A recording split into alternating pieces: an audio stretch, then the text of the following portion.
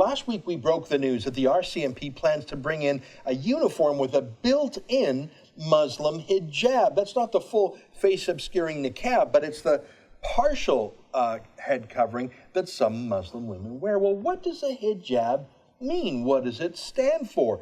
Does it have a political meaning, or is it simply religious? Well, joining us now to talk about this important issue is my friend Marc Labouie, the publisher of the website Point de Bascule, which means the tipping point in French. Nice to see you, Marc. Nice to see you too. Thank you. Well, thanks for it. You're normally based in Quebec. It's nice to see you here in Toronto in studio. I want to understand the hijab well. Now, I'm not Muslim myself, so I think I have an understanding, and I know you're the same as me. You're not Muslim, but you try and study these things. Who would be an expert within Islam who would explain what a hijab is for, who would explain to other Muslims, who would say, here's why you should wear a hijab? Is there an expert within Islam we can look to? Well, when you're looking at some of the major Islamic organizations in Canada, they're mainly run by two major institutions according to QMI agency, which was ISNA and the Muslim Association of Canada, and both are linked to some extent to the Muslim Brotherhood.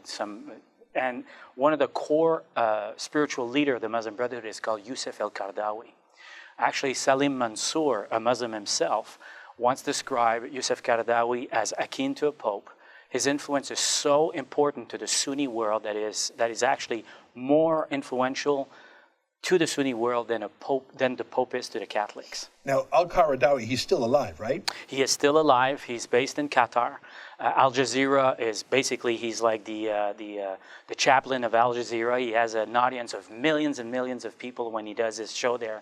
He runs also several charities over there. Some of them are linked with funding terrorist organizations. So al-Qaradawi is the Pope, not for all Islam, because there's Shiite Islam and Sunni Islam, but for Sunnis who follow the Muslim Brotherhood political form of Islam, he is their top decider. His fatwa would carry great weight. It carries enormous weight. Now, most institutions, for example, in Montreal, in Toronto, in Vancouver, in Canada, actually distributes the books and writings of Yusuf al-Qaradawi in Arabic, in French, and English. What's his key text that is published in English, even here in Canada, that sometimes makes its way onto course curriculums, for example? What's his key book where he discusses the hijab? One of his key books is called the Lawful and the Prohibited in Islam. So it's basically what you can and can't do. Now, exactly. You have brought to us two quotes from al-Qaradawi's famous book, The Lawful and the Prohibited, that talk about the meaning of the hijab. And I'd like to put those, you sent those over to us. I'd like to read those through. I'm going to read them slowly because it's sort of dense language. There's two quotes, and let's go through them, okay? Yes. Here's the first one. This is from the book, The Lawful and the Prohibited in Islam by Yusuf al-Qaradawi. Okay, I'm going to read this slowly, but it's important we read it. In her choice of clothing, she should not imitate non-Muslims, whether they are Jews, Christians, or pagans, for Islam disapproves of conformity to non-Islamic modes and desires its followers to develop their own distinctive characteristics in appearance as well as in beliefs and attitudes. This is why Muslims have been asked to be different from non-Muslims in many aspects, and why the Prophet has said, whoever imitates a people is one of them. So that's the first quote. What I take away from this, Marc, in plain language, is one of the central purposes of the hijab is to distance a Muslim woman from non-Muslims, to show you're different, to show you're not part of the country, to show you're not part of the same police force. You may be an RCMP officer, but you're not the same as those infidels. That's pretty clearly what it says. It's very clear, and another one of his book, he also talks about ghettoization, how to also stay distinct, stay different, but also create a distinctive community where you're going to build populate these areas, and also in these areas you have to distinguish yourself from the non-Muslims. So the hijab is an important political flag. It says this person is part of political Islam. This person does not affiliate first and foremost with Canada, but rather with the particular religious expression of Yusuf Qaradawi's Islamic Brotherhood. And notice that there was no mention of modesty. Yeah, so it's about different. Now let's read the second quote. This is even more interesting. Take a look at this. That is why Allah commands the believing women to cover themselves with a loose overgarment whenever they go out, for in this way they may be distinguished from non-believing and loose women.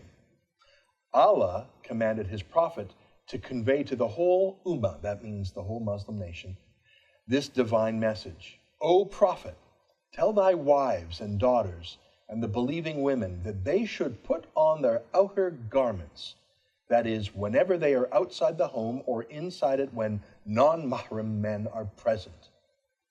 That is most convenient in order that they may be recognized as Muslims and not be molested. This is fascinating. So this is not the Quran. This is Yusuf al-Qaradawi, the chief spiritual leader for the Muslim Brotherhood, really as close to the Sunni Pope as you're going to get.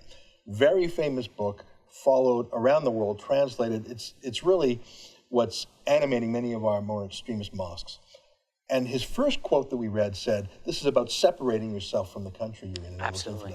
But this one goes further. It's about distinguishing yourself from loose women so Muslim men know not to molest you. As in, if a Muslim's going to sexually assault someone, a Muslim man, he knows not to sexually assault the woman in a hijab. He knows to assault the infidel or the Muslim woman who's integrating. It couldn't be clearer.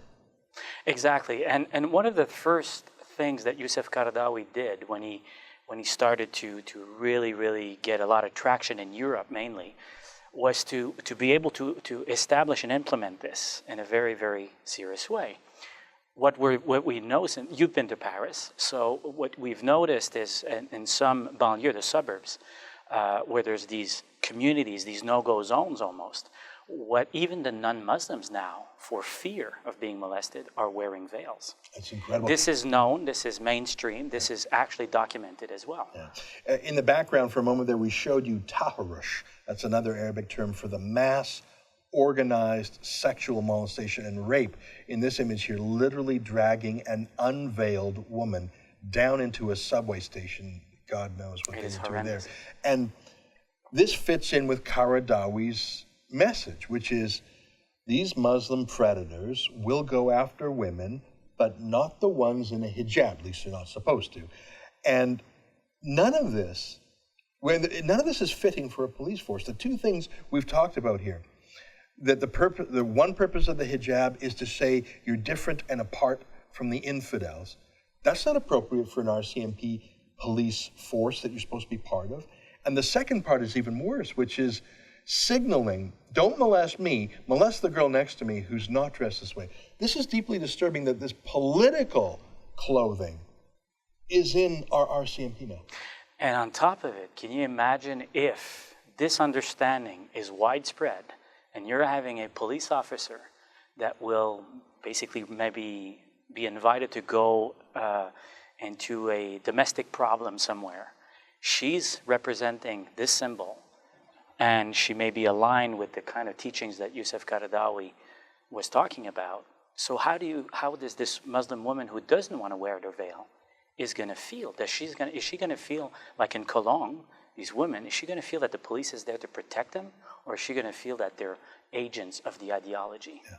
We've seen in Canada, whether it's Aqsa Parvez or the Shafia women being murdered by their own male family members for not wanting to wear a hijab. If you call the police because you're worried about an honor killing might happen to you, and the cop who shows up is a Muslim police officer, okay, that may be fine, but if that Muslim police officer is then wearing a hijab, and you're threatened with death for not wearing the hijab, who are you talking to? Are you talking to an instrument of the Canadian law, or are you talking to an instrument of Qaradawi's law, who believes by wearing that hijab, she's flying the flag that says, only loose women, to quote Qaradawi, don't wear it. It's incredible. And let's not forget, the police uniform is a symbol. Yeah. It's supposed to represent the neutrality of the law. We're applying the law to everybody in the same way. Now, if you're starting to add new symbols to this basic symbol of the police officer is going to be lost. Yeah. We broke this scoop last week, and our website, shariapolice.ca, has started a petition. I encourage people to visit shariapolice.ca and sign the petition. Two things of interest. No other media have picked up this story. Because I don't think they care. I don't think they object. I don't think they want to make a fuss. They know Canadians would object, but the media supports it. And secondly, the RCMP officers were very good at talking to me the first day. They said, oh, we got a subject matter expert. We'll get right back to you. I can't talk to the... Like, I had 3 conversations by email with the police that first day, and then suddenly they stopped emailing back to me. I believe that the RCMP and the media believe that this hijab is politically important, and I believe they're out of touch with Canadians. I think some of them understand the meaning, some of them don't, but all of them, out of fear of political correctness, are going along with it. Last word to you. Well, it smells like cologne. Oh yeah, as in the German city. I think if they're going ahead in that direction, and then in the future we're having situation like what happened in Cologne, 4 days before the media, before the politicians, before the police documented and informed the population, is the RCMP going in that direction? I think now that it's up to us now to decide if we want our police force that we're paying, those who were mandating to protect us, if we want them to go in that direction. Yeah, this is terrifying. Marc Labouie, nice to see you in person. Thank you for your great work at Point de Bascule, a great website, both in French and English.